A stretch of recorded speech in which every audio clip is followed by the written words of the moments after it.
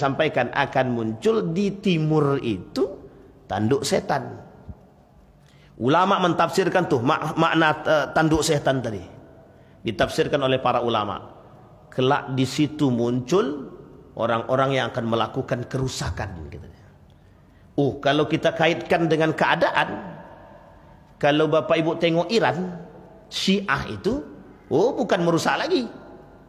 700.000 lebih manusia Muslim dibunuhnya di depan Ka'bah pada tahun 317 Hijriah. 930 sekian Miladiah atau Masehi itu. Artinya apa? Itu Syiah yang lakukan. Yang mereka ingin lakukan kerusakan. Syiah itu ada tak yang baik? Tak ada. Jangan kasih ruang bagi Syiah, jangan kasih ruang. Kenapa? Ya memang mereka itu suka merusak. Bagaimana cara mereka merusak? Mereka seolah-olah mengatakan benar tapi sesungguhnya tidak. Atau sebaliknya, mereka lakukan kesalahan ketika ada yang mengatakan itu salah, mereka bertakiyah. Tahu bertakiyah itu? Berpura-pura membenarkan sesuatu. Berarti yang Allah katakan dalam Al-Quran itu betul. Betul. Berarti kerusakan yang disebut, yang dilakukan, yang muncul, yang melakukan kerusakan dari timur itu siapa? Ulama berbeda pendapat. Ada yang mengatakan itu Syiah, ada yang mengatakan Khawarij, ada yang mengatakan itu kelompok yang disebut tadi, Yahudi.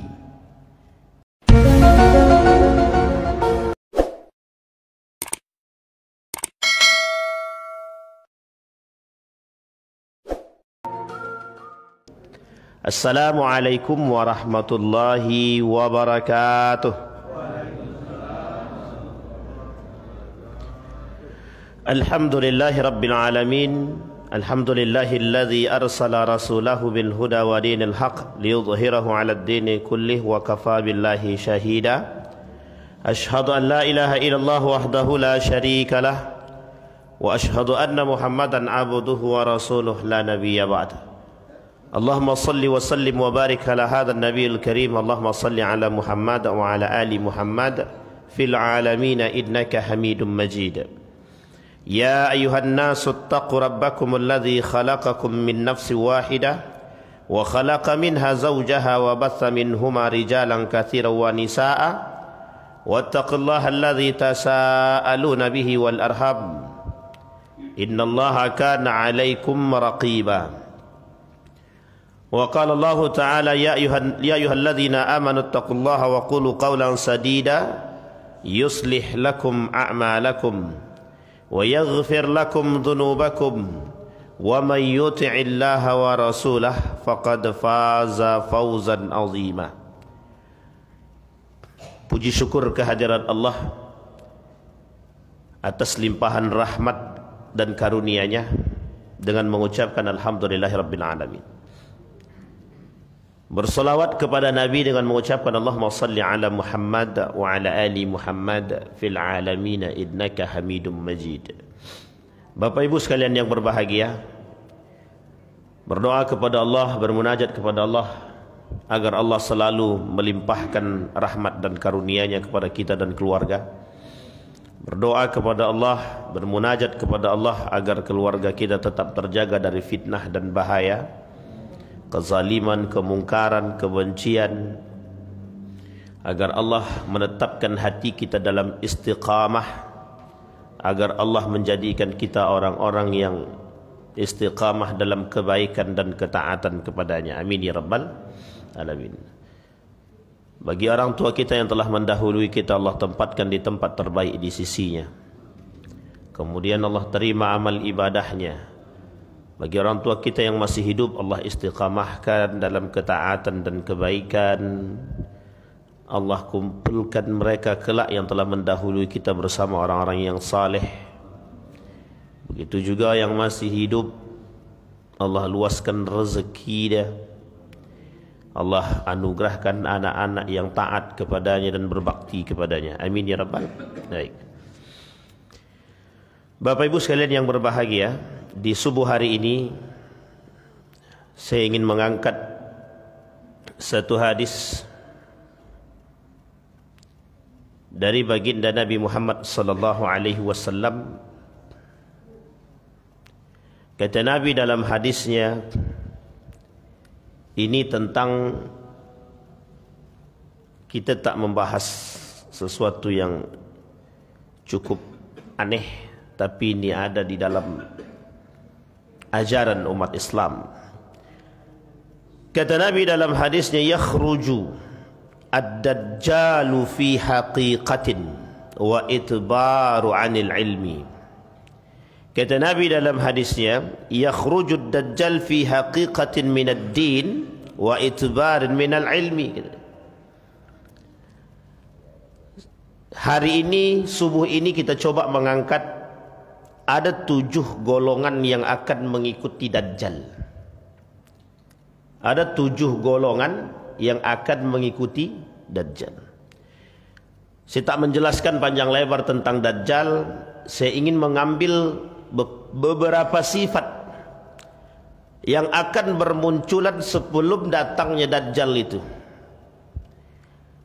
Ada masa yang akan dialami umat muslim sebelum kemunculan Dajjal. Kata Nabi, yakhrujud Dajjal fi haqiqatin min ad-din wa itbarul ilmi. Haqiqatin min ad-din wa itbar min al-ilmi, artinya sebelum Dajjal itu muncul, maka umat manusia akan menghadapi beberapa kondisi. Kondisi pertama, mereka akan mengalami, akan merajalelanya kerusakan, kebodohan, kebencian di muka bumi ini. Akan terjadi fitnah-fitnah yang disebut dengan duhaima. Akan terjadi fitnah-fitnah tentang kehancuran-kehancuran, baik dari segi pendidikan, moral, akhlak, dan berbagai macam hal. Di dalam riwayat yang lain, Nabi berkata, wa innahu wallahi la taqumus sa'ah. Kata Nabi, wallahi, demi Allah, kata Nabi, la taqumus sa'ah hatta yakhruja 30 kazzaban. Tidak akan terjadi hari kiamat, kata Nabi, sampai bermunculan 30 kazzaban, 30 para pendusta. Belum, tenang. Jangan tengok kiri kanan. Akhiruhumul a'warud dajjal. Nanti para pendusta yang muncul tadi, di antara bapak para pendusta-pendusta tadi namanya Dajjal. Jadi Bapak Ibu, kalau berbicara tentang Dajjal ini, Nabi, pada masa Nabi itu sudah terjadi dan Nabi sudah menceritakan. Dajjal ini semua Nabi, mulai dari Nabi Adam yang kita kenal sampai Nabi Muhammad, itu semuanya menceritakan tentang Dajjal kepada pengikutnya.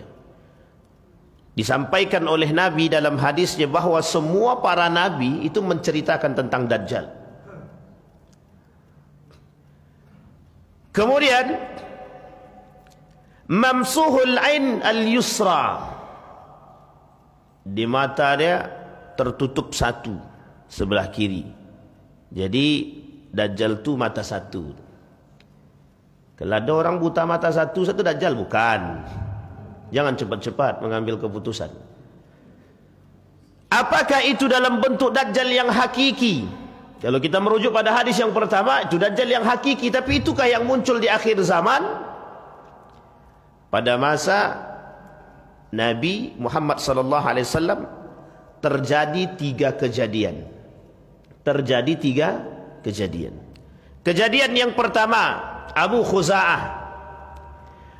Pada hadis yang pertama, Abu Khuza'ah dikenal sebagai manusia yang paling pendusta pada masa itu. Saking terkenalnya kedustaannya, sampai-sampai para sahabat mengatakan Abu Khuza'ah itu Dajjal. Itu para sahabat yang bilang Nabi masih hidup. Nabi sahabat merujuk kepada perkataan Nabi, karakter Dajjal itu pendusta, kata dia. Berarti salah satu di antaranya orang-orang yang berdusta yang sangat terkenal dengan kedustaannya, itu bisa dikatakan Dajjal. Tapi jangan sebut orangnya Dajjal. Bisa dikatakan Dajjal secara sifat. Sehingga kemudian ketika Abu Khuza'ah lewat di hadapan para sahabat, dan mereka Abu Khuza'ah terkenal dengan kedustaannya, kata sahabat, itu Dajjal itu. Itu Dajjal yang sesungguhnya, kata dia. Sehingga mereka datang kepada baginda Nabi. Kata Nabi, aku bingung. Nabi saja ragu, itu Dajjal atau bukan? Kalau dia Dajjal, mengapa mata dia dua? Itu Abu Khuza'ah. Pada hadis yang kedua, terjadi. Umar bin Khattab, saking yakinnya Umar bin Khattab mengatakan, Ibnu Siyad huwa Dajjal, kata dia. Bukan Masih Dajjal, tapi dia kata huwa Dajjal. Umar bin Khattab yang bilang. Apa kata Umar bin Khattab? Itu loh, Ibnu Siyad, manusia pendusta seantera Madinah mengenal kedustaan dia, kata dia. Itu Dajjal itu. Datang Umar bin Khattab kepada baginda Nabi Muhammad sallallahu alaihi wasallam. Nabi bilang, aku tidak terlalu yakin kalau dia itu Dajjal. Tapi kata para sahabat, kedustaannya seperti yang kau ceritakan. Jadi para sahabat itu mengklaim seseorang itu seperti yang dikatakan oleh Nabi. Karena Nabi menyampaikan, yang disampaikan Nabi itu tentang kedustaan, gitu. Karakter tinggi, pendek, segala macam disampaikan. Sehingga dilihatnya orang itu sudah pendusta, badannya pendek, gitu kan. Tubuhnya agak tegap sedikit, gitu deh. Dianggap itu Dajjal. Yang uniknya, Ibnu Siyad mengatakan, kalau aku Dajjal, mataku dua. Nabi bilang mata dia satu. Kalau aku Dajjal, aku menikah, Dajjal tak menikah. Kalau aku Dajjal, aku punya anak, Dajjal yang sesungguhnya enggak punya anak. Kata dia kepada para sahabat.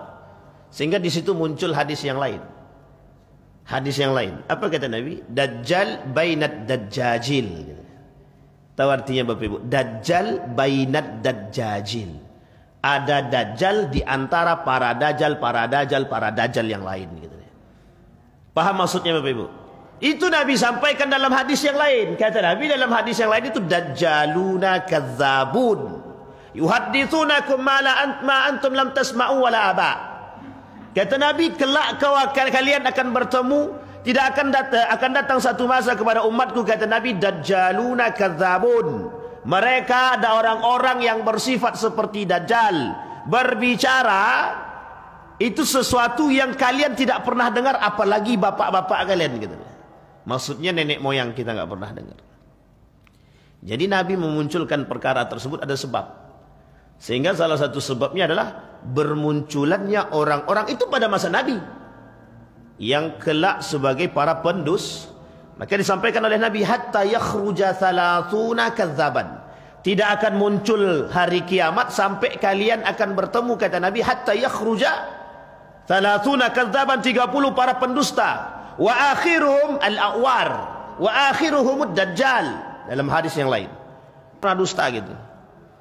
Kalau Nabi katakan thalathuna kadzaban, 30 para pendusta, berarti bukan 30. Artinya apa? Banyak sekali para pendusta itu. Ketika bumi ini sudah diisi oleh manusia pendusta. Ketika bumi ini sudah dimanipulasi. Salah satu karakteristiknya Dajjal itu manipulasi. Jadi kebaikan yang dibuat, kebaikan yang dilakukan, itu sebenarnya mengandung unsur kepentingan. Itu namanya manipulasi. Orang percaya dengan perbuatan baik kita, tapi mereka tidak sadar ada sesuatu yang kita sembunyikan. Itu sama. Kalau yang baik kami sembunyikan, ya itu tak salah. Tapi kalau yang buruk yang disembunyikan, itu yang dimaksud manipulatif. Jadi Dajjal itu kerjaannya ya manipulasi itu.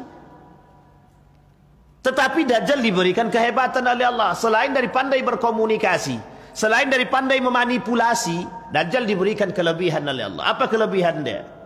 Itulah kelebihan dia. Tunjuk langit turun hujan, tunjuk pohon tak berbuah, tunjuk orang mati bisa hidup, tunjuk orang sakit bisa sehat.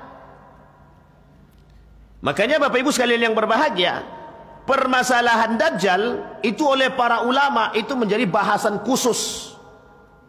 Sehingga ada poin penting yang oleh para ulama dibahas, bagaimana melihat kondisi karakter umat manusia para pendusta. Sehingga para ulama mengatakan tidak bisa secara utuh mengkaitkan seseorang yang berdusta itu disebut dengan Dajjal. Tapi sebagian lain mengatakan, ya memang salah satu karakter Dajjal itu ya pendusta dia. Berarti kalau ada manusia yang dusta ya Dajjal, kata dia. Jadi Bapak Ibu jangan, tapi tidak boleh pula. Kalau nampak kita kawan kita dusta, kau dah mulai kayak Dajjal pula kau ni. Itu tidak boleh. Jangan, itu tidak boleh. Wala yakuna dzalika kadzalika hatta taru umuran yatanaqash sha'nuha. Tapi kata Nabi, sebelum dia muncul Dajjal yang sesungguhnya itu, sudah akan bermunculan Dajjal yang lain. Apa tujuan mereka? Apa tujuan mereka dengan kedustaan mereka para manusia-manusia yang seperti Dajjal tadi? Yatanaqash sya'nuha fi anfusikum. Mereka semua akan berlomba-lomba mencari dunia. Mereka semua akan melakukan manipulasi-manipulasi untuk mendapatkan dunia dan kepentingan mereka. Jadi apapun akan mereka lakukan demi kepentingan mereka, demi dunia mereka. Wa tas'aluna bainakum hal kana nabiyyukum dzakara lakum minha dzikra. Apa kata Dajjal tadi? Mereka akan bertanya, Dajjal akan bertanya kepada kalian, apakah Nabi kalian pernah menyampaikan tentang diriku? Tamim Ad-Dari. Cerita seorang pemuda bernama Tamim Ad-Dari. Apa kata Tamim Ad-Dari? Satu ketika kami diperintahkan berjalan. Ketika mereka berjalan, mereka bertemu dengan salah seseorang. Seorang tersebut mengatakan kepada mereka, di sana ada orang yang terpasung. Ada makhluk yang terpasung. Orang ini penasaran, pemuda ini penasaran. Kemudian masuk ke tempat yang terpasung. Kebetulan tempat yang terpasung itu mereka sebut. Apa kata dia? Tempat yang terpasung tadi. Ketika masuk di tempat yang terpasung tadi, melihat seorang sosok yang sangat ditakutkan dan itu terpasung. Apa kata makhluk tadi berbicara kepada pemuda tadi? Pernahkah kalian, sudahkah datang kepada kalian seorang pemuda? Sudah. Yang menceritakan tentang keberadaanku? Sudah. Tapi pemuda ini tidak tahu siapa dia, siapa yang berbicara. Maka kata pemuda, apa yang disampaikan oleh pemuda, kata makhluk tadi, apa yang disampaikan oleh pemuda tersebut tentang diriku? Disampaikan sama dia. Apa kata dia? Kata makhluk tadi, kalau kalian percaya dengan perkataan dia selamat, kelak akan muncul makhluk yang lebih binasa daripada manusia-manusia yang kelak akan muncul makhluk yang bengis, lebih bengis daripada manusia-manusia yang bengis. Sehingga diceritakan tuh, pemuda tersebut keluar. Pemuda tersebut menceritakan kepada baginda Nabi Muhammad SAW. Nabi kumpulkan para sahabat, Nabi bercerita. Nabi sampaikan cerita itu seperti apa yang disampaikan oleh pemuda tadi. Kata Nabi, Dajjal yang sesungguhnya itu akan keluar. Sudah ada tapi belum muncul di permukaan bumi. Tapi sudah ada, cuman belum muncul di permukaan bumi. Nabi melanjutkan perkataan Nabi. Kemunculan Dajjal itu sangat dekat. Sangat dekat. Artinya apa? Nabi mengilustrasikan sangat dekat itu sebelum datangnya hari kiamat itu bagi Nabi itu hal yang sangat dekat sekali. Nabi kalau bilang sangat dekat itu berarti tandanya dalam masa kehidupan. Bukan besoknya lagi, bukan. Itu bukan masalah dekat yang disebut secara istilah, tapi lebih tepat secara makna. Sehingga Nabi katakan, itulah Dajjal, kata Nabi. Yang hari ini itu sudah mulai lepas. Kerengkeng-kerengkeng yang mengikat tubuh dia mulai terlepas sedikit demi sedikit. Ada dua kondisi nanti yang dihadapi oleh umat muslim di akhir zaman ketika 10 tanda kiamat besar itu muncul. Dan yang paling berbahaya di antara sekian 10 tersebut, di antara yang paling berbahaya itu ada pada dua kondisi. Munculnya Ya'jud wa Ma'jud, begitu juga Dajjal.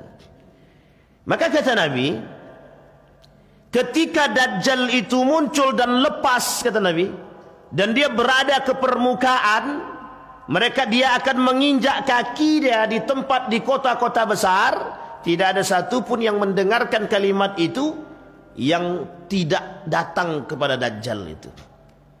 Jadi Bapak Ibu sekarang nih, kalau kita mau mencoba mengilustrasikan, ada orang, manusia-manusia yang itu lebih parah daripada bahasa Dajjal, yang menganggap diri dia lebih daripada Tuhan. Salah kali dia bicara betul. Nah, itu bagian daripada sifat Dajjal itu. Orang yang salah berbicara, ada fans-fansnya itu, pengikut-pengikut dia, sekalipun yang dilakukan dia ini salah, tetap betul bagi fansnya itu. Nah itu sama tuh Pak, Dajjal tuh kayak gitu nanti tuh.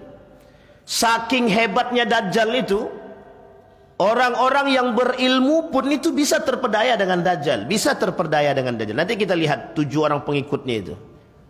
Kita lihat 7 orang pengikut Dajjal itu, siapa diantaranya salah satu. Saking terpedayanya Pak, Dajjal. Maka kalau kita merujuk kepada kondisi kata Nabi, sebelum datangnya Dajjal itu akan muncul orang-orang, akan muncul perkara-perkara yang kebodohan, kebencian, kemaksiatan dan lain sebagainya merajalela kata dia. Kita lihat, betul tak itu merajalela? Apakah kebodohan itu merajalela? Kita lihat, Nabi mengatakan dalam hadis dia, orang pintar diangkat, tinggal orang bodoh kata Nabi. Hadis yang pertama. Yang kedua, ilmu diangkat. Yang ketiga, idbarul ilmi. Hadis banyak Pak yang berbicara tentang kebodohan di akhir zaman itu. Tapi bodoh dalam istilah apa? Bukan bodoh dalam istilah tidak berilmu. Mereka berilmu tapi mereka bodoh. Coba diterjemahkan sendiri. Mereka berilmu tapi mereka bodoh. Gimana cara mentafsirkannya? Menerjemahkan kalimat itu. Orang yang berilmu tapi tidak mengamalkan ilmu dia, satu. Orang yang berilmu tapi tak berakhlak, dua. Orang yang berilmu tapi ilmu dia tidak bermanfaat bagi yang lain. Yang keempat, dia berilmu tapi seperti orang yang tidak berilmu. Itu bahasa bodoh yang sesungguhnya. Dulu jahiliyah itu bodoh beneran. Tidak tahu dia hukum riba tu, tidak tahu. Sekarang orang tahu riba tu haram, tapi tetap main dia kan. Itu yang bodoh sesungguhnya itu. Tahu dia kalau dia mencaci maki orang itu salah. Tahu dia, tapi dia tak katakan itu. Dia tak lakukan demikian. Hukum mencaci memaki umat muslim, hukumnya haram. Fasik, munafik, tahu dia itu hukumnya. Tapi kenapa dilakukan oleh manusia? Itu bodoh yang sesungguhnya. Sampai di sini paham Bapak Ibu? Tahu dia kalau berkelahi itu buruk, tapi dia buat juga. Itu namanya yang bodoh tadi itu. Dia banyak makna bodoh tadi itu. Sehingga disebut di dalam bahasa yang lain itu, kebodohan itu bukan jahil saja. Jahilun. Kalau bahasa Arab yang ngetrennya bahlul ente kan begitu. Bahlul itu jelas kebodohan. Makna bahlul, makna jahlun itu artinya jelas kebodohan. Kebodohan secara akademik, kebodohan secara akhlak atau mental. Itu jelas. Tapi ada yang lebih parah lagi, maknanya asykia. Itu bodoh segala hal. Baik dia berilmu tapi tak dia katakan ilmu itu baik. Dia berilmu tapi tak dia gunakan. Orang yang menyembunyikan ilmu dia itu sama bodoh itu. Orang-orang yang menyembunyikan ilmu dia itu bodoh. Artinya apa? Pelit dalam ilmu. Sehingga Bapak Ibu sekalian yang berbahagia, dalam hadis yang lain tu Nabi nyampaikan begini. Kata Nabi, ketika masa di mana kemungkaran, kemaksiatan, kebodohan, kejahilan, kemungkaran merajalela, kata Nabi, orang-orang berilmu wajib menampakkan keilmuan dia, wajib. Yang menjadi masalah itu. Diamnya orang berilmu, diamnya orang beriman, diamnya orang-orang soleh, dan penyebab merajalelanya kemungkaran. Jadi Bapak Ibu, berkali-kali kita sampaikan, kalau kita diam terhadap kemungkaran, maka kita termasuk pelaku kezaliman. Kalau kita diam terhadap kemungkaran, Itu bukan kita diam, Ustaz, tak berani. Bukan kita diam tapi tak berani. Baik, kembali kepada poin tadi. Nah, ini penting Bapak Ibu untuk dipahami. Itulah kebodohan. Kebodohan. Sehingga Bapak Ibu, ketinggian ilmu tapi tak mampu membuat akhlak yang tinggi, itu juga kebodohan. Kebodohan. Islam berkata begini, ketika seseorang itu berilmu, itu pada hakikatnya ilmu yang dia miliki harusnya mampu membuat diri dia itu berakhlak. Disinilah kefatalan yang terjadi oleh bangsa barat, orang Eropa. Dalam istilah perang pemikiran itu Bapak Ibu, ilmu itu bagi ilmuwan barat, ilmu bagi ilmuwan barat, meskipun tidak semua tapi mayoritas. Ini dalam perang pemikiran yang sesungguhnya Bapak Ibu. Ilmu itu oleh ilmuwan barat, meskipun tidak keseluruhan, tidak mayoritas, tapi tidak semuanya, tapi mayoritas, itu mengatakan ilmu itu bebas nilai. Tahu Bapak Ibu bebas nilai? Sekarang Bapak Ibu boleh lihat ya, di Eropa itu, terkhusus di Amerika, anak dan ibu bisa zina, laki-laki perempuan bisa bebas melakukan kemaksiatan. Itu sebenarnya bukan mereka tidak berilmu, bukan, tapi memang mereka menganggap ilmu itu bebas nilai. Kenapa kok bisa begitu Ustaz? Ya, bagi mereka ilmu yang tinggi itu sudah cukup tanpa harus dibarengi dengan akhlak yang baik. Tanpa harus dibarengi dengan akhlak yang baik. Jadi mau seperti apapun tingkah laku dia, mau seperti apapun ketidakbaikan akhlak dia, itu kalau ilmu dia tinggi, itu tidak menjadi persoalan.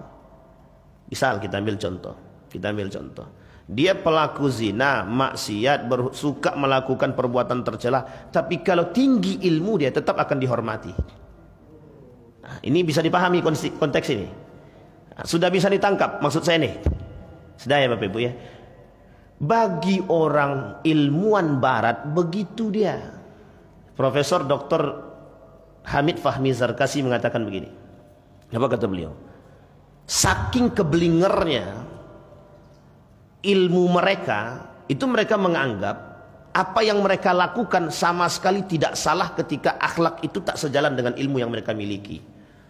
Sehingga Bapak Ibu mohon maaf, saya beberapa kali menjadi pendamping kaum orientalis ketika di Jogja dan di Malaysia itu. Ketika saya bertanya kepada mereka, I wanna ask you, saya mau tanya kepada kamu about your religion, tentang agamamu. Itu dia jawab santai Pak. Dia jawab santai tapi nyelekit dan sakit hati. That's not your problem. Itu bukan urusanmu katanya. Santai jawabnya Pak, tapi sakit ke sini Pak. Bayangkan mereka tidak mau ketika kita berbicara tentang agama kepada mereka, tidak mau dia. Kita kasih tahu, kita bertanya, bagaimana pendapatmu tentang prostitusi, tentang akhlak? Bagaimana hubungan Anda dengan orang tua? Oh itu kata dia enggak. That's my profession. Jangan campur urusanku kata dia. Itu privasi saya. My privacy. Coba bayangkan Pak. Kalau Bapak Ibu mau coba lakukan penelitian tentang adab dan karakter mereka terhadap orang tua, rata-rata bobrok. Dalam sekolah pemikiran itu mereka tidak berbicara tanpa data. Kita lihatkan datanya Pak. Kebobrokan akhlak itu di Eropa. Sekarang mereka apa yang terjadi? Mohon maaf, bisa kita lihat. Yang terjadi pada diri mereka hari ini, merosotnya akhlak, adab, etik, moral itu merosot.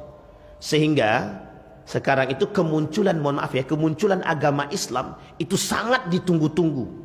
Kenapa? Karena Islam mengajarkan moral. Islam mengajarkan etika. Jadi kalau ada orang berilmu tak bermoral, tak beretika, tak berakhlak, itu sebenarnya sedang keluar dari konsep keislaman itu. Sedang keluar dari fitrah dia sebagai seorang manusia. Fa'aqim wajhaka lid-dini hanifa fitratallaha fataran nas 'alaih. Bapak Ibu, fitrah kita sebagai seorang manusia, ingat kalimatnya Bapak Ibu ya. Allah menciptakan kita umat manusia ini itu tidak menggunakan kalimat ja'ala, tidak menggunakan kalimat ja'ala. Kenapa tidak Allah gunakan kalimat ja'ala? Padahal arti ja'ala itu sama menciptakan. Tapi Allah menggunakan kalimat khalaqa. Kenapa kalimat itu khalaqa? Ada garis fitrah yang tak bisa dihindari. Apa itu? Kalimat khalaqa itu artinya selain daripada diciptakan, kalimat khalaqa itu kalimat khalaqa itu juga menjadi dasar munculnya akhlak. Sama Pak, sumber katanya sama kha lam qaf. Artinya apa? Ciptaanku, manusia yang aku ciptakan, kata Allah, hendaknya berakhlak. Itu fitrah dia. Jadi kalau ada manusia yang mencaci manusia di depan umum, itu berakhlak apa tidak itu? Ini kasus yang lagi viral itu. Oh ya, enggak usah dikaitkan ke sana. Tapi kita cukup mengatakan itu saja. Artinya apa? Ada artinya, ada. Yang sesungguhnya yang diinginkan oleh Allah itu adalah manusia itu beradab, manusia itu berakhlak, manusia itu bermoral. Memandang manusia yang lain itu manusia. Kecuali yang dia pandang itu adalah binatang. Sedangkan sama binatang saja Islam mengajarkan bagaimana berbuat baik, apalagi dengan manusia. Sekarang saya tanya Bapak Ibu, boleh tidak kita manusia ini menendang kucing? Ini kita bahasa, kita kajiannya simpel saja Pak. Kita coba lihat, boleh tidak dalam Islam kita menendang kucing? Sekarang saya tanya Bapak Ibu, ada nggak yang nendang kucing? Jangankan nendang, saat bunuh pun ada. Ya tidak di sini memang. Bayangkan tuh. Dasar kucing tak punya otak. Sejak kapan kucing punya otak? Kalau kucing tiba-tiba makan ikan kita kan, ngamuknya bukan main itu. Coba bayangkan. Ini penting Pak. Kucing mencuri, ngamuk kita. Mereka korupsi, ikut kita. Sama-sama mencuri kan? Pertanyaannya, mohon maaf Pak, pertanyaannya. Ini tak jadilah, tak usah kita kaitkan di situ. Lain cerita. Jadi artinya sama-sama mencuri kan? Artinya apa? Ketika manusia tidak berakhlak, dia sedang keluar dari konsep dia sebagai manusia. Ketika manusia tidak berakhlak, sedang keluar dari konsep dia sebagai manusia. Artinya apa? Akhlak itu fitrah atau sunnah? Fitrah. Itu bukan pilihan. Berakhlak itu bukan pilihan, wajib, fitrah. Itu berakhlak itu begitu. Jadi kalau kita mau mengkaitkan kepada hadis yang disampaikan oleh Nabi tadi, lu sekarang nih kok banyak orang pinter tapi kok mohon maaf keblinger akhlaknya. Ya begitu memang. Itu bodoh yang sesungguhnya itu. Kalau kita merujuk kepada pemahaman perang pemikiran, ya sejalan. Kenapa kita katakan sejalan? Karena mereka cerdas, mereka katakan ilmu itu bebas nilai. Sehingga ketika ilmu bebas nilai, kalau ilmu tak mempengaruhi akhlak dia, berarti tidak ada masalah. Yang di dalam Islam salah. Karena dalam Islam sesungguhnya ilmu itu mesti dibarengi dengan aksiologi. Apa itu aksiologi itu? Lebih tepatnya ilmu itu bernilai. Sekarang saya tanya Bapak Ibu, kita ngaji, dapat ilmu ngaji, ilmu tajwidnya, ada enggak kira-kira ilmu yang terikat dengan Al-Quran tadi? Ada. Ilmul manafi', ilmu daripada manfaat Al-Quran itu sendiri. Aqimis salata lidzikri, apa manfaat daripada itu?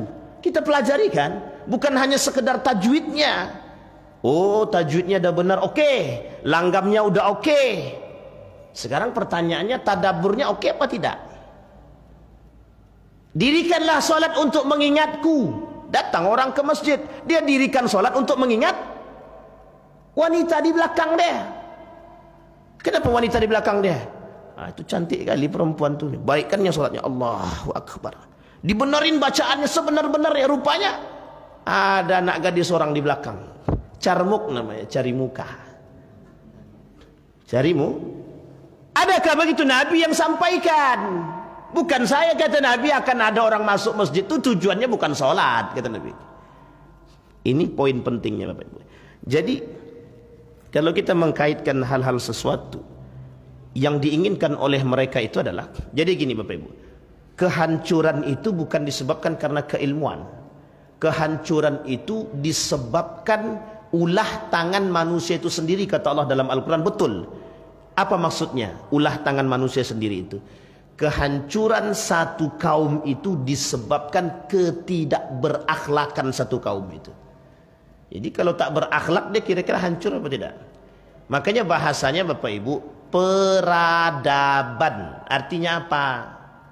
Harusnya beradab. Kalau tak ada adabnya, kira-kira ada tak peradaban itu? Nah, gitu bahasanya Bapak Ibu. Dalam bahasa Arab disebut dengan tamaddun. Nah, ini kalau kita kaitkan lagi lebih panjang lagi Bapak Ibu dalam sejarah itu.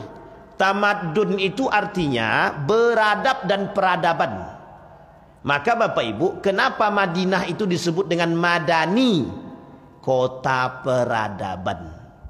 Kenapa manusianya beradab? Kapan? Setelah Nabi datang. Mekah itu beradab setelah apa? Setelah turunnya Islam. Coba kalau tak turun Islam, mohon maaf kita tidak mendahului Tuhan. Tapi kondisi jahiliyah sebelum datangnya Islam itu bagaimana? Yang kaya harus kaya, yang miskin ya udah miskin. Pokoknya ada batasnya, bedanya. Yang kaya pakai tandu, yang miskin tukang angkat. Tahu, ini ilustrasi. Sampai di sini paham ya? Nah, jadi aku berkuasa. Ada perbudakan. Mau aku lecehkan budak tersebut, mau aku zinahi budak tersebut, terserah. Itu hak aku. Budak-budak aku. Betul atau tak betul? Zaman sebelum Islam datang. Setelah Islam datang, Nabi hapus itu perbudakan. Artinya apa? Nabi samakan antara satu manusia dengan manusia yang lain. Mau miskin kayak dia, mau kaya kayak dia, sama. Itu Islam. Lah sekarang kalau ada Islam, Muslim dia caci maki, dia Muslim sendiri. Dia di hadapan khalayak ramai misalkan, kira-kira beradab apa tak beradab? Ini kita konteksnya adalah bagaimana ilmu diangkat oleh Allah kelak, sehingga yang tersisa itu kebodohan. Nah, yang disebut dengan kebodohan bukan karena kecerdasan ilmu, tapi betapa merosotnya akhlak manusia sekalipun mereka tinggi keilmuan mereka. Uniknya, mereka yang melakukan itu mengerti secara ilmu, bukan tidak mengerti. Bukan tidak mengerti. Bapak Ibu sekalian yang berbahagia, saya pernah ceritakan di sini Bapak Ibu. Ada seorang profesor itu lempar Al-Quran di hadapan Pak. Di hadapan saya lempar Al-Quran. Dilempar di Al-Quran begitu. Kalau kita Muslim beneran, mukmin beneran, mesti sakit hati kalau Quran itu dilempar. Tapi uniknya, ini mohon maaf ya Bapak Ibu, uniknya ketika dilemparkan Al-Quran itu di hadapan mahasiswa, itu jadi tandaan cawaan dan jadi menjadi candaan, tawaan, menjadi olok-olokan. Tertawa mereka. Yang marah cuma 1-2 orang, sisanya tertawa. Al-Quran dilempar itu sisanya tertawa. Dari 40 lebih yang hadir itu, yang menolak, yang tidak setuju dengan sikap tersebut cuma 2 orang. Sisanya ngapain? Menerima. Dan apa yang tertara dalam akal mereka? Apa kata mereka? Kok ya orang kan yang ngapain kita harus marah? Yang dilemparkan cuma kertas, bukan isi dia. Itu sebenarnya ilustrasi. Apa ilustrasinya? Uang mengolok-olok itu kan cuma sekedar bercanda aja. Masa itu aja harus masuk hati? Menurut dia. Kalau menurut orang yang dicaci dan dimaki, kan dia tak merasakan. Apakah strata itu hari ini menjadi penyebab kita mudah mencaci maki orang? Itu yang terjadi Pak. Bagaimana, mohon maaf, kita tak salahkan orang yang kaya, tak salahkan. Bahkan kita berharap umat muslim ini kaya, tapi kaya dia dengan iman, sehingga dia tidak mudah merendahkan orang lain. Kalau dia tidak terhormat, bukan orang kaya, jangan duduk samping aku. Duduk kamu di mana? Di belakang. Sampai harus muncul kajian sosialita. Itu menunjukkan perbedaan. Itu yang terjadi di Arab. Rasisme itu tinggi. Yang kaya harus yang kaya, yang miskin udah. Sekarang sama kan? Di mana-mana. Yang miskin tertindas, yang kaya menikmati. Ya karena apa? Itu tadilah. Itu kebodohan yang sesungguhnya. Kembali kepada poin kita Pak. Jadi sebelum waktunya habis, kita Kita sampaikan dulu 7 golongan tadi. Nah, sebelum Dajjal muncul, yang saya sampaikan tadi itu terjadi terlebih dahulu. Merajalelanya kemaksiatan, kemungkaran dan lain sebagainya. Nah, sekarang siapa saja nanti yang akan menjadi pengikut Dajjal? Yang akan menjadi pengikut Dajjal, yang pertama Yahudi. Jadi Bapak Ibu, nanti di Iran itu ada salah satu daerah yang daerah tersebut hanya diisi orang Yahudi. Dia bukan Syiah tapi Yahudi, tapi tidak tinggal di Israel, tinggalnya di perbatasan Iran, kemudian nanti ada juga di Irak. Tidak banyak jumlahnya, mungkin hanya sekitar 70.000 lebih saja. Itu banyak apa tak banyak? Sebenarnya bahasa itu kalau dikaitkan dengan populasi ya sedikit, hanya beberapa persen saja, 0, sekian persen saja. Tapi 70.000 itu kelak yang bakal menjadi pengikut daripada Dajjal. Kok begitu Ustaz? Ya, tenang dulu. Ini saya mengkaitkan dengan beberapa hadis yang lain. Kata Nabi begini dalam hadis yang lain. Kelak di timur itu akan muncul tanduk setan. Satu. Dalam hadis yang lain, kata Nabi, ketika Nabi diminta mendoakan beberapa negara, sahabat minta tolong doakan Nejat. Nabi tak mau doakan Nejat. Kemudian sahabat lagi 3 kali diulangi, sahabat tolong doakan Nejat. Bagaimana dengan Nejat ya Rasulullah? Nabi diam. Kedua, bagaimana dengan Nejat ya Rasulullah? Nabi diam. Yang ketiga, bagaimana dengan Nejat ya Rasulullah? Nabi diam. Nabi tak mendoakan. Nabi sampaikan akan muncul di timur itu tanduk setan. Ulama mentafsirkan tuh makna tanduk setan tadi. Ditafsirkan oleh para ulama. Kelak di situ muncul orang-orang yang akan melakukan kerusakan. Kalau kita kaitkan dengan keadaan, kalau Bapak Ibu tengok Iran, Syiah itu, bukan merusak lagi. 700.000 lebih manusia Muslim dibunuhnya di depan Ka'bah pada tahun 317 Hijriah. 930 sekian Miladiyah atau Masehi itu. Artinya apa? Itu Syiah yang lakukan. Yang mereka ingin lakukan kerusakan. Syiah itu ada enggak yang baik? Tak ada. Jangan kasih ruang bagi Syiah, jangan kasih ruang. Kenapa? Ya memang mereka itu suka merusak. Bagaimana cara mereka merusak? Mereka seolah-olah mengatakan benar tapi sesungguhnya tidak. Atau sebaliknya, mereka lakukan kesalahan ketika ada yang mengatakan itu salah, mereka bertakiyah. Tahu bertakiyah itu? Berpura-pura membenarkan sesuatu. Berarti yang Allah katakan dalam Al-Quran itu betul. Berarti kerusakan yang disebut, yang dilakukan, yang muncul, yang melakukan kerusakan dari timur itu siapa? Ulama berbeda pendapat. Ada yang mengatakan itu Syiah, ada yang mengatakan Khawarij, ada yang mengatakan itu kelompok yang disebut tadi, Yahudi. Sampai di sini paham Bapak Ibu? Sekarang kita kaitkan sejarah. Syiah muncul pada masa siapa? Ali bin Abi Thalib. Tapi benih-benih itu sudah muncul pada masa Utsman bin Affan. Tapi karakternya sudah muncul pada masa baginda Nabi Muhammad SAW.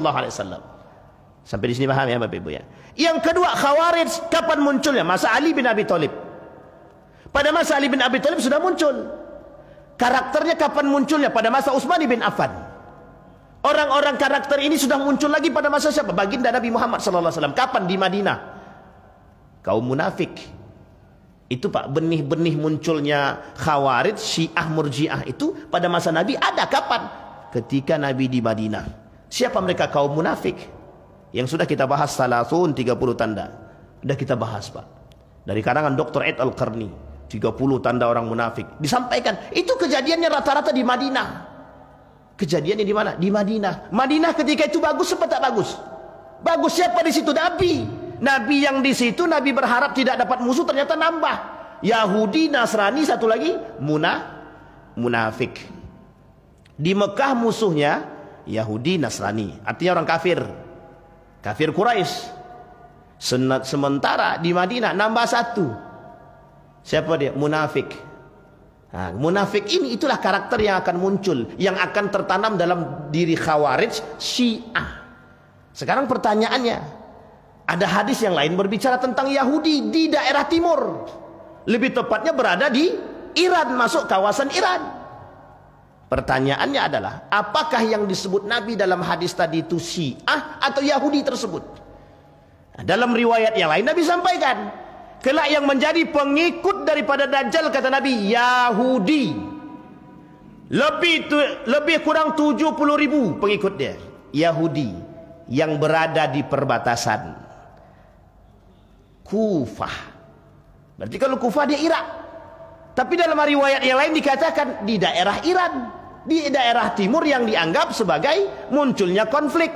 Satu-satunya tempat yang bisa memunculkan konflik yang sangat terkenal dari dulu sampai sekarang adalah Iran dan Irak. Kita ambil contoh Kufah, Irak. Husain dibunuh di mana? Di situ. Ali difitnah di mana? Di situ. Ali apalagi selain dari difitnah itu, dikhianati di mana? Situ. Pengkhianat Utsman siapa? Situ juga. Pengkhianat Abu Bakar paling mayoritas di mana? Situ juga. Ketika kehancuran Daulah Utsmaniyah, yang berkhianat kepada mereka siapa? Situ juga. Sehingga dalil Nabi itu sebenarnya terbukti, sebenarnya sudah terbukti. Kenapa? Kenapa Nabi tidak mendoakan Kufah? Kenapa Nabi tidak mendoakan Najd? Nah, menjadi persoalan lagi adalah apakah Najd itu di Saudi ataukah Najd itu di Iran atau di Irak? Menjadi perdebatan para ulama. Kalau kita kembalikan, karakter itu pada akhir zaman sama-sama kelak akan muncul di tempat-tempat tersebut di timur-timur tadi, kerusakan-kerusakan yang nyata. Dan akan muncul para pemberontak akan muncul para orang-orang yang mohon maaf tidak berakhlak. Akan muncul orang-orang yang merusak agama. Khawarij, perusak agama, Islam dia. Syiah, perusak agama, Islam dia. Munafik, perusak agama, Islam mereka. Sekarang kita kembalikan poin tadi. Yahudi. Kata Nabi, salah satu di antara pengikutnya adalah Yahudi. Yang pertama, apakah Yahudi Israel sekarang juga mengikut itu? Itu bahasa kiasan. Ulama mengatakan sama. Orang-orang Yahudi itu bagian daripada mereka. Maka kalau Bapak Ibu bilang Zionis itu Dajjal, benar itu. Bagian daripada Dajjal. Zionis berarti Amerika itu Dajjal. Ya betul. Yang merusak itu. Ya bagian secara sifat. Kalau Dajjal beneran, wallahu alam. Sampai ada yang mengatakan, mengilustrasikan, karena saking berkuasanya Amerika, itulah yang disebut dengan Dajjal mata satu gitu deh. Nah, tapi itu cuma sekedar makna saja. Kelompok kedua yang mengikuti Dajjal. Siapa kelompok kedua yang mengikuti Dajjal? Khawarij. Oh, berarti Khawarij sudah pada mati, Ustaz. Khawarij sudah mati. Neo Khawarij banyak. Yang menganggap diri paling benar, siapapun mereka Khawarij. Yang menganggap orang lain salah kalau sudah tahu kebenaran, Khawarij. Sama tuh, karakter-karakter Khawarij begitu. Ada kelompok yang menganggap diri mereka benar, kalau tidak masuk kita ke situ mereka anggap kita salah. Yang kedua, kalau mereka masuk kemudian keluar dibunuh, Khawarij. Sama tuh. Jadi yang dimaksud dengan Khawarij di sini apa? Karakter-karakter Khawarij. Apa maksud karakter Khawarij itu? Salah satu karakter Khawarij itu munafik. Jadi Islam itu sebagai tempat untuk menutupi diri saja dalam diri dia. Kami membela agama. Kami tidak pengen aliran sesat itu masuk. Loh, dia aja sesat.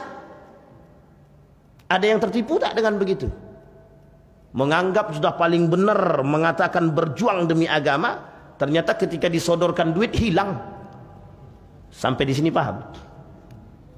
Saya tak katakan mereka Dajjal, cuma saya katakan itu mirip dengan pengikut Dajjal.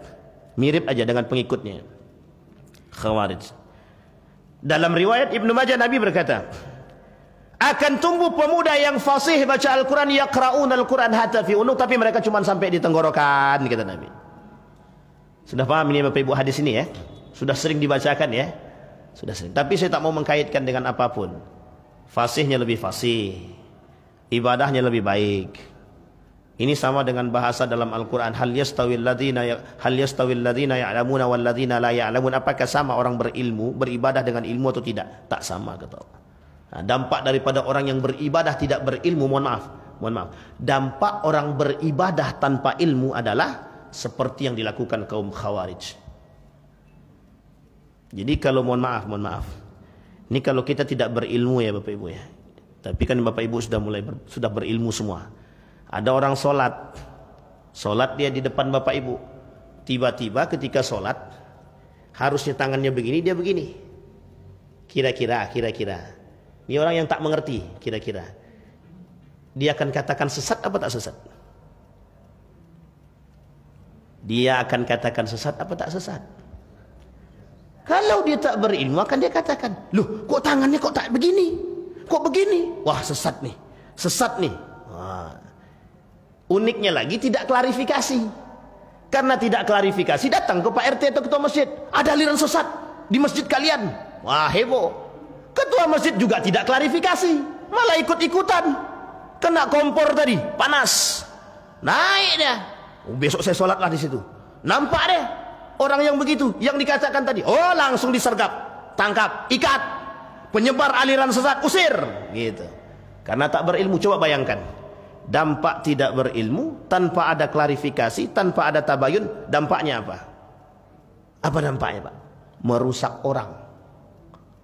Apa yang terjadi? Buat heboh. Nah, itu yang terjadi sekarang tuh. Yang terjadi sekarang tuh begitu. Saking banyaknya. Entah mengaku berilmu atau tidak, kita nggak paham. Tapi kalau saya lebih mengatakan, banyak orang hari ini sesuai dengan apa yang dikatakan Nabi. Mengaku berilmu, tapi tak berilmu. Kenapa kita katakan selalu menganggap diri mereka benar dengan keilmuan mereka, tanpa mau mencari tahu kebenaran dari sisi yang lain. Oh ini berat Pak. Kembali kepada poin tadi. Yang ketiga, sebelum kita tutup, masih banyak lagi. Kita ambil yang ketiga yang paling bawah aja lah. Yang ketiga itu Bapak Ibu, sebenarnya ini poinnya poin yang terakhir, tapi saya angkat jadi nomor 3 gitu, karena waktunya. Yang ketiga itu pengikut hawa nafsu. Pengikut hawa nafsu itu ahlul ilmi sekalipun dia, kalau dia mempertuhankan hawa nafsu dia, mereka akan terpedaya dengan Dajjal. Bagaimana tidak Bapak Ibu, tidak terpedaya dengan Dajjal? Wong hari ini Kiai Kanjeng, bukan Kiai Kanjeng, Kanjeng Dimas aja kita sudah terpedaya tuh. Dengan batunya Ponari kita sudah terpedaya. Dengan pawang hujan kita terpedaya. Dengan pawang banjir kita terpedaya. Wah bagus sekali, pintar sekali, cerdas sekali, padahal beriman dia. Tapi bisa percaya. Nah, itu yang saya maksud tadi tuh. Yang saya maksud tadi itu begitu Pak. Orang yang suka mempertuhankan hawa nafsu atau pengikut hawa nafsu atau namanya ahlul hawa namanya. Nah, Bapak Ibu, kalau kita mengkaji ahlul hawa, Bapak Ibu kan sudah belajar tasawuf di situ. Ada tasawuf. Ada ilmu hakikat yang sudah diajarkan juga. Dalam pembahasan itu, ada pembahasan khusus yang paling panjang dibahas oleh para ulama itu ahlul hawa. Di dalam Ibnul Qayyim Al-Jauziyah kalau mengkaji, kalau dia memaparkan tentang ahlul hawa, oh, di situ tidak ada habisnya, Pak. Tidak ada habisnya, panjang sekali. Karena manusia di hari ini itu tidak ada yang tidak mengikuti hawa nafsu. Hanya saja mana yang paling tinggi gejolak tadi dalam diri dia. Nah sekarang kalau kita kembalikan kepada ahlul hawa yang dimaksud oleh Nabi, orang yang pengikut Dajjal adalah salah satunya adalah ahlul hawa. Maka yang disebut dengan ahlul hawa di sini adalah mereka yang mohon maaf, yang terpedaya dengan hawa nafsu mereka. Apapun itu. Berilmu dia, tapi mohon maaf mencari dunia dia. Itu sama Pak. Saya masih ingat betul Bapak Ibu, dengan guru saya itu, orang cerdas pintar. Dia mengajar di pondok itu. Saya bilang, guru, Ustadz, dengan keilmuan Ustadz yang tinggi dan kepakaran Ustadz ini, kenapa Ustadz tak mau keluar dari pondok ini aja? Kenapa Ustadz, mohon maaf, kalau Ustadz keluar, mungkin masih Ustadz bisa mendapatkan tempat terbaik.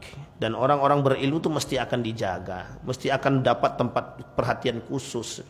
Artinya Ustadz bakal menjadi tenar paling tidak. Dalam arti tenar di sini kepakaran Ustadz itu menjadi pegangan. Jawabannya sederhana saja. Nggak sanggup Wan. Gitu doang dia jawab. Nggak sanggup. Saya tanya lagi tuh, nggak sanggup tuh maksudnya apa? Saya belum kuat iman gitu deh. Coba bayangkan Pak. Pengennya begitu Pak. Kita ketemu dengan orang-orang yang alim-alim itu begitu jawabannya. Tapi itu yang kurang sekarang. Masa gara-gara kursi hangat aja rebutan semua kan? Hanya gara-gara kursi hangat. Itu ahlul hawa apa tidak? Ahlul hawa. Jangan bilang tidak. Hawa nafsu semua itu isinya. Kenapa? Berebut. Masa dia bisa berkelahi dia sama-sama dia aja? Berkelahi dia sama-sama muslim, sesama muslim gara-gara kursi. Kan unik itu. Hanya gara-gara kursi panas. Si abang, ini uniknya lagi itu tadilah. Ya, ini fenomena Bapak Ibu, fenomena. Saya tak mau kaji lebih panjang, tapi itu fenomena. Ahlul hawa. Apakah ahlul hawa ini ada di antara kita? Ada. Apakah ahlul hawa itu bisa berada pada diri kita? Bisa. Maka Bapak Ibu sekalian yang berbahagia, bukan hanya kepada mereka saja, tapi hawa nafsu itu ada pada setiap diri, pada diri setiap muslim itu. Hanya saja kontrol hawa nafsu dia yang harus kita perhatikan. Oh, kontrolnya kuat apa tidak? Ini bagaimana kontrol hawa nafsunya? Kan sudah disampaikan oleh Allah dalam Al-Quran, sudah Nabi sampaikan dalam hadisnya. Salah satu cara untuk mengkontrol hawa nafsu tadi adalah memperbanyak muhasabah, memperbanyak berzikir. Ala bizikrillahi tatmainnul qulub, kata Nabi. Tapi ada yang lebih, ada memahami keadaan itu baik agar kita tidak terjerumus dalam ahlul hawa. Jadi Bapak Ibu sekalian yang berbahagia, melepas diri dari hawa nafsu itu sangat sulit sekali. Kalau mudah dia banyak penghuni surga. Makanya ada pertanyaan, Ustaz, kenapa banyak sekali pelaku-pelaku maksiat di muka bumi ini? Biar banyak yang ngisi neraka, saya bilang gitu. Karena kalau sempat tidak semua baik semua, kasihan Allah sudah menciptakan neraka kok tidak ada isinya gitu. Itu bahasa guyonan Gus Baha. Kata Gus Baha, kenapa? Ditanya kenapa ada neraka? Kenapa orang-orang ini melakukan maksiat biar neraka itu penuh imbang, katanya. Biar imbang. Artinya penghuni neraka ada, penghuni surga ada. Itu jawaban guyonan beliau. Artinya apa? Betul Pak. Apa maksudnya? Allah tidak mungkin sia-sia menciptakan sesuatu. Sehingga pertaruhannya apa? Jihad Pak. Asyaddul jihad, jihadul hawa. Sesungguhnya jihad yang sesungguhnya itu jihad melawan hawa nafsu. Ambil tak ambil, tidak ambil tidak. Nah, itu saja dorongannya. Baik Bapak Ibu, ada pertanyaan Bapak Ibu? Baru sampai nomor 3. Pengikut Dajjal.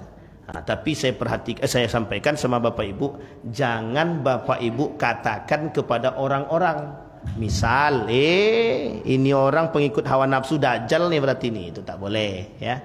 Kita tak boleh katakan orang itu Dajjal secara spontan. Nampak dia pendusta Dajjal, kau ini pelaku Dajjal, kau ini penyebab munculnya Dajjal nih, itu tak boleh.